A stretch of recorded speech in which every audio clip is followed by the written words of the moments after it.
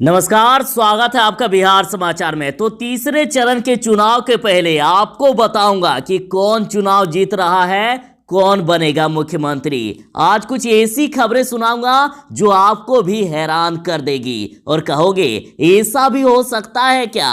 तो आज की बड़ी खबरों पर बात करने से पहले आपसे अनुरोध है, कृपया वीडियो को एक लाइक अवश्य कर दीजिएगा। आपका लाइक करना ही हमारी मेहनत का फल होता है। खबर को पहले सुर्खियों में देखिए तो चिराग पासवान ने ऐलान कर दिया है कि नीतीश कुमार अभी जिस तरह से पीएम के आगे नतमस्तक हैं, अगले 1 महीने बाद तेजस्वी और लालू के सामने नतमस्तक नजर आएंगे। और उन्होंने यहां तक कह दिया है कि 10 तारीख के बाद तेजस्वी के सामने नीतीश कुमार नतमस्तक होते दिखेंगे। तो वहीं जदयू ने यह कहा कि एनडीए की आंधी में जब लालटेन की लौ बुझ गई तो चिराग की क्या विसात। अब तेजस्वी यादव जिंदाबाद करने के सिवा कोई चारा भी नहीं है उनके पास। जदयू ने कहा अगर थोड़ी भी लज्जा बची है तो सांसद से इस्तीफा कर देना चाहिए चिराग पासवान को। जदयू नेता ने कहा कि देह व्यापार के आरोपी को तेजस्वी की दस्तखत से मिली थी निजी सहायक की नौकरी और अब युवा तय करे कि उनके हस्ताक्षर से किसे मिलेगी नौकरी। जदयू नेता ने कहा कि राजद की पूरी राजनीति गुंडों के हवाले है। राहुल गांधी बोले कि युवा पूछते हैं कि हमें रोजगार क्यों नहीं दिया तो नीतीश कुमार उन्हें धमकाते हैं। राहुल गांधी ने कहा कि जब तक मोदी को हरा नहीं दूंगा मैं 1 इंच भी पीछे नहीं हटूंगा। राजनाथ सिंह ने कहा कि हमारे पास ऐसा राज है कि यदि राज खोल दूंगा तो राहुल गांधी किसी को चेहरा नहीं दिखा पाएंगे। तो आखिर क्या राज है उनके पास, क्या उन्होंने छिपा के रखा है, बात करेंगे इस पर। बीजेपी सांसद ने कहा कि इसकी घबराहट से साफ पता चल रहा है कि महागठबंधन चुनाव हार चुकी है। राहुल गांधी ने कहा कि अब नया कानून किसानों को खत्म करने वाला बनाया गया है, इसलिए इस दशहरे में पंजाब में किसानों ने रावण मेघनाथ कुंभकर्ण के स्थान पर नरेंद्र मोदी अंबानी अडानी का पुतला जलाया। उन्होंने कहा कि जब किसान खुश ही नहीं है तो ये कैसी आजादी आपने किसानों को दे दी। जरा सावधान, अगले 5 दिनों में और बढ़ेगी ठंड। बताऊंगा आपको कि कब से पूरी तरह से आपको ठंड लगने लगेगी। उपेंद्र कुशवाहा ने कहा कि 10 लाख नौकरी देने का वादा चुनावी जुमला है। बिहार में 6 करोड़ लोग बेरोजगार हैं और ऐसे में राजद युवाओं की भावनाओं के साथ खिलवाड़ कर रहा है। भागलपुर में एक बड़ा हादसा हो गया। 150 लोग नाव में सवार थे और नाव गंगा में डूब गई। 100 लोग खुद ही तैरकर निकले, 11 को जिंदा निकाले गए। लोगों की तलाश जारी है। 2 लोगों के अभी तक 100 मिले हैं, 50 से ज्यादा लोग लापता हैं, इसकी सूचना आ रही है। राहुल गांधी ने कहा कि जब मजदूरों से हमने बात की तो वे कहते हैं कि प्रधानमंत्री जी 2 दिन पहले हमें नोटिस क्यों नहीं दिए, यदि 1 दिन का भी समय देते तो हम अपने गांव वापस लौट जाते और हमें इस तरह से सड़कों पर भटकना नहीं पड़ता, लोगों की जान नहीं जाती। मुख्यमंत्री नीतीश कुमार जी ने ऐलान कर दिया है कि बिहार में अब बाहर के लोगों को भी रोजगार मिलेगा, बिहार के लोगों को तो मिलेगा ही। हमने इसकी पूरी तैयारी कर ली है। तो चलिए बात करते हैं खबरों को विस्तार से। फाइनल मुकाबले से पहले सीएम नीतीश पर चिराग का बड़ा हमला और कह दिया है कि 10 तारीख के बाद तेजस्वी यादव के सामने नतमस्तक होते दिखेंगे सीएम नीतीश।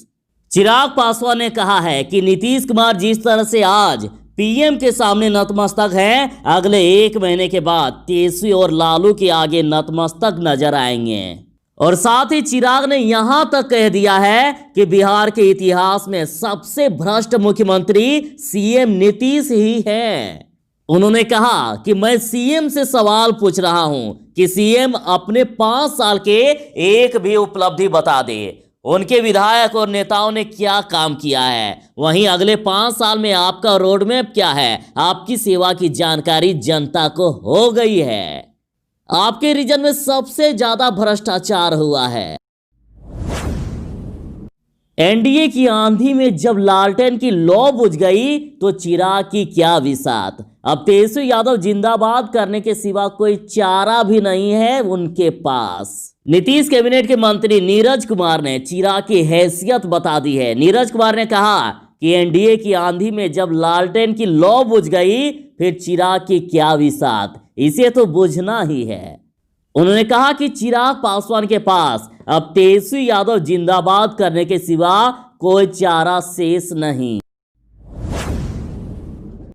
कांग्रेस नेता राहुल गांधी ने पीएम मोदी पर निशाना साधते हुए कहा कि अब नया कानून किसानों को खत्म करने वाला बनाया गया है, इसलिए इस दशहरे में पंजाब में किसानों ने रावण मेघनाथ कुंभकर्ण के स्थान पर नरेंद्र मोदी, अंबानी, अडानी का पुतला जलाया। उन्होंने पूछा कि नरेंद्र मोदी जी, अगर आपने किसानों को आजादी दी कि वो कहीं भी जाकर अपना माल बेच सकता है, तो फिर इस देश का किसान खुश क्यों नहीं है? यह कैसी आजादी है? राहुल गांधी ने आरोप लगाया है कि वे नए बिचौलियों को फायदा पहुंचाना चाहते हैं, जिसमें अंबानी, अडानी शामिल हैं। आखिर राजनाथ सिंह के पास ऐसा क्या है राज कि राहुल गांधी किसी को चेहरा नहीं दिखा पाएंगे? बिहार चुनाव में आक्रामक हुए रक्षा मंत्री। मुजफ्फरपुर में जनसभा को संबोधित करते हुए केंद्रीय मंत्री राजनाथ सिंह ने कहा है कि भारत चीन सीमा तनाव पर राहुल गांधी जो मन में आता है बोलते हैं। कहते हैं कि चीन से आकर भारत की जमीन पर कब्जा कर लिया।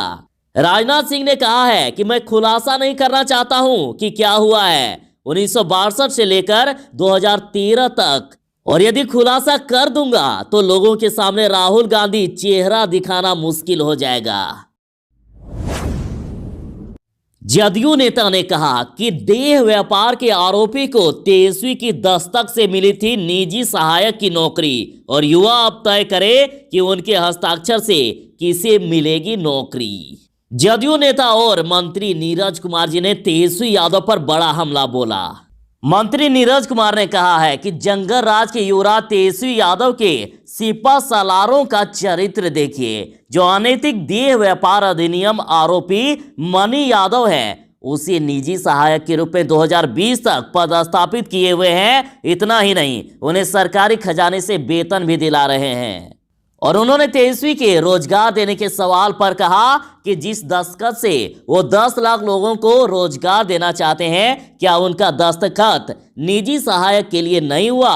वो नेता प्रतिपक्ष हैं और उनके दस्तखत से एक निजी सहायक रखने का प्रावधान था, तो उन्होंने कैसा उदाहरण युवाओं को पेश किया है। मंत्री नीरज कुमार ने कहा कि अब जनता तय करे कि महिला अपराध के लोगों को प्रतिष्ठित करना है या महिला सुरक्षा देने वाले को सत्ता सौंपनी है। उन्होंने कहा कि राजद की पूरी राजनीति गुंडों के हवाले है। राहुल गांधी ने कहा कि हिंदुस्तान के प्रधानमंत्री नरेंद्र मोदी के दिल में अगर किसानों मजदूरों के लिए जगह होती तो कोरोना वायरस के समय जो हुआ वो किसानों के साथ कभी नहीं होता। राहुल गांधी ने कहा है कि प्रधानमंत्री 8 बजे शाम को कहते हैं कि 500 रुपए और 1000 रुपए का नोट रद्द, अपना सब पैसा बैंक में डालो, और इसके बाद वे आपकी जेब से पैसा निकालकर हिंदुस्तान के अमीरों की जेब में डालने का काम करते हैं।